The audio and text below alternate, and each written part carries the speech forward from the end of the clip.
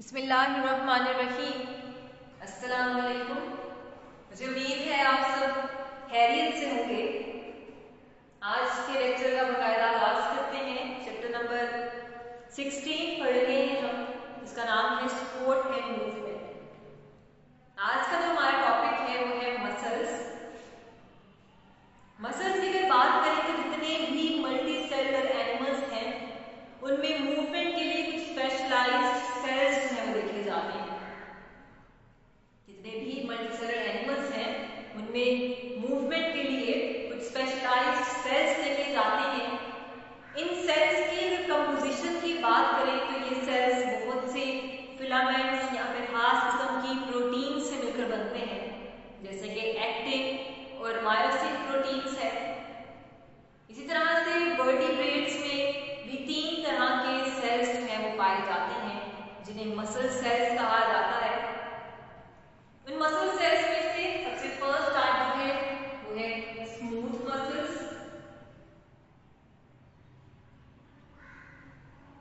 Second type जो है cardiac muscles,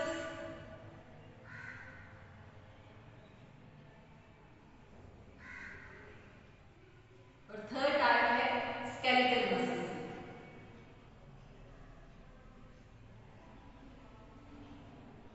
ये 3 तरह के मसल्स जो हैं वर्टिब्रेट्स में देखे जाते हैं। एक है स्मूथ मसल्स, सेकेंड है कार्डियक मसल्स और थर्ड है स्केलेटल मसल्स। आपकी बुक पे पेज नंबर 38 पर इन 3 मसल्स के दरमियान कंपैरिजन भी दिखाया गया है, कैरेक्टरिस्टिक्स के लिहाज से, उनकी लोकेशन और फंक्शंस के लिहाज से। आज हम इन तीनों मसल्स को वन बाय वन डिस्कस करेंगे। सबसे पहले बात करते हैं स्मूथ मसल्स की।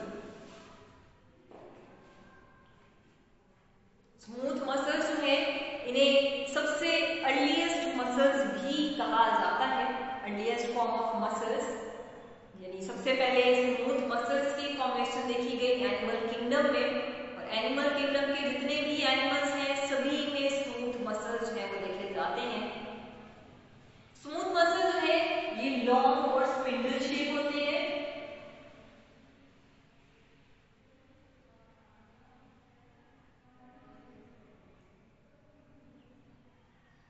लॉन्ग और स्पिंडल शेप होते हैं और हर सेल के अंदर एक सिंगल न्यूक्लियस पाया जाता है। इनमें सिंगल न्यूक्लियस पाया जाता है।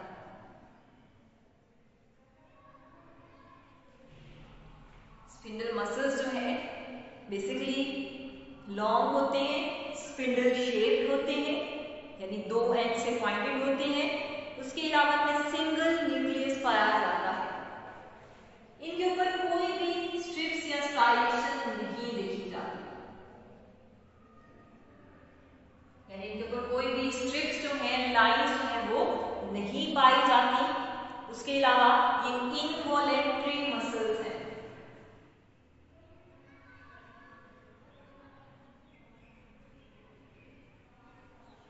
इनवॉलेंट्री मसल्स यानी जिन्हें हम खुद से कंट्रोल नहीं कर सकते उनकी मूवमेंट को, ये खुद ब खुद जो है वो मूवमेंट शो करते हैं।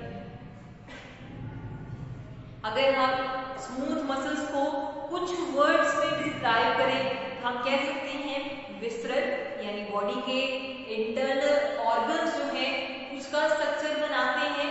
सेकेंड, नॉन स्ट्राइएटेड है, पर कोई भी स्ट्रिप्स जो है वो नहीं पाई जाती। थर्ड, इनवॉलेंट्री है, खुद ब खुद काम करते हैं, हमारे कंट्रोल में नहीं है। अब ज्यादातर ये मसल्स पाए कहां पर जाते हैं तो ये ब्लड वेसल्स में,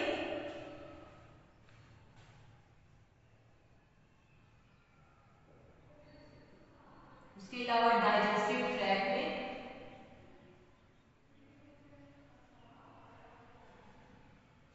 यहाँ पे हमारी बॉडी के जो इंटरनल ऑर्गन्स हैं उसमें पाए जाते हैं।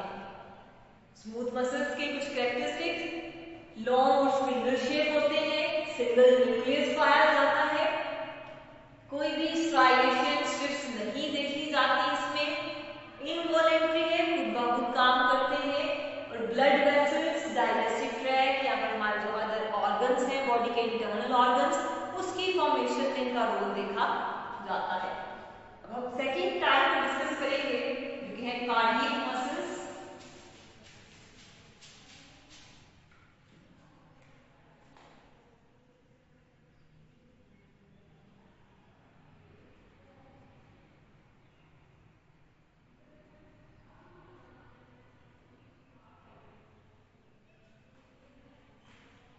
कार्डियक टर्म जो है हार्ट के लिए इस्तेमाल की जाती है, दिल के लिए इस्तेमाल की जाती है। तो ये मसल्स बेसिकली हार्ट के मसल्स हैं, हार्ट का स्ट्रक्चर बनाते हैं। अगर हम बात करें हार्ट की वॉल्स जो हैं वो इन्हीं मसल्स से मिलकर बनती हैं।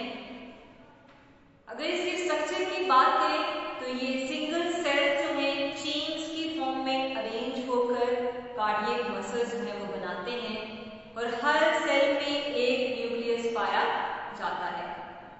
जो सेल्स हैं वो चेन्स की फॉर्म में ऑर्गेनाइज्ड होते हैं, फाइबर्स बनाते हैं, लंबी चेन्स बनाते हैं और ब्रांच और इंटरकनेक्टेड भी होते हैं। सेल्स की जो चेन्स हैं जिसमें एक एक सेल के अंदर न्यूक्लियस पाया जाता है, वो चेन्स जो है आपस में फाइबर्स की तरह ब्रांच होती हैं या फिर इंटरकनेक्टेड होती हैं, दूसरे के साथ लिंक होती हैं। अगर हम कुछ वर्ड्स में कार्डियक मसल्स को डिस्क्राइब करें तो सबसे पहले बात होगी कि ये कार्डियक मसल्स हैं यानी हार्ट के मसल्स हैं, हार्ट का स्ट्रक्चर बनाते हैं। हार्ट की वॉल्स में है वो पाए जाने वाले मसल्स हैं, ये भी इनवॉलेंट्री मसल्स हैं।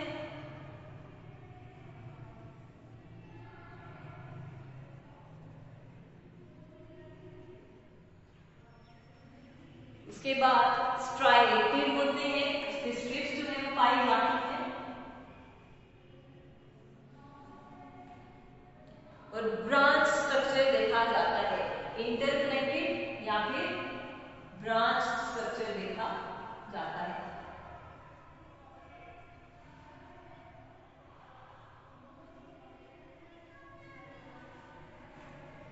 कार्डियक मसल्स के कुछ कैरेक्टरिस्टिक्स हमने पढ़े। इन मसल्स का बेसिकली काम क्या है, इनकी कॉन्ट्रैक्शन से हार्ट जो है वो पूरी बॉडी को ब्लड जो है वो सप्लाई करता है, उसका पंपिंग रोल जो है वो देखा जाता है, ब्लड को पंप करके पूरी बॉडी में सप्लाई करता है। इनवॉलेंट्री है, खुद ब खुद मसल की कॉन्ट्रैक्शन होती है, इसमें हमारा कोई भी रोल नहीं देखा जाता। न्यूक्लियस जो है एक सेल में एक ही न्यूक्लियस पाया जाता है, एक से ज्यादा भी पाए जाते हैं और इररेगुलर स्ट्रिप्स पाई जाती हैं, तो फिर लाइंस या स्ट्रिप स्ट्रक्चर जो है वो देखा जाता है। अब थर्ड टाइप की बात करते हैं जो है स्केलेटल मसल्स।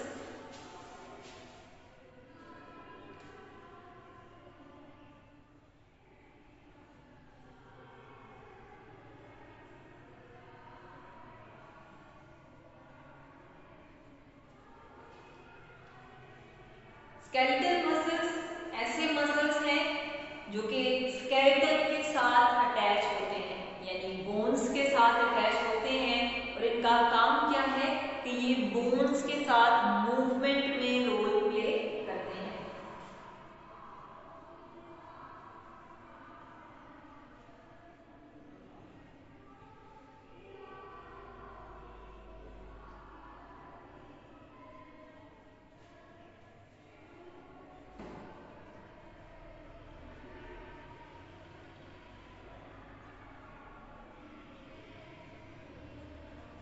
बोन्स के साथ अटैच होते हैं और इनका काम क्या है कि मूवमेंट में रोल प्ले करते हैं, बोन्स को मूव करवाने की हेल्प करते हैं, इसीलिए इन्हें स्केलेटल मसल्स कहा जाता है।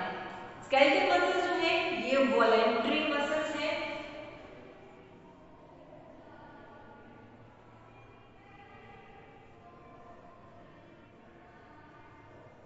यानी ऐसे मसल्स जिन्हें हम अपनी मर्जी से मूव करवा सकते हैं, यानी जो हमारे कंट्रोल में जिनकी मूवमेंट देखी जाती है। स्केलेटल मसल्स को स्ट्रिप या फिर स्ट्राइलेटेड मसल्स भी कहा जाता है। स्ट्रिप या फिर स्ट्राइएटेड मसल्स भी कहा जाता है, क्योंकि इनके अंदर स्ट्रिप्स या फिर बैंड्स जो है वो देखे जाते हैं।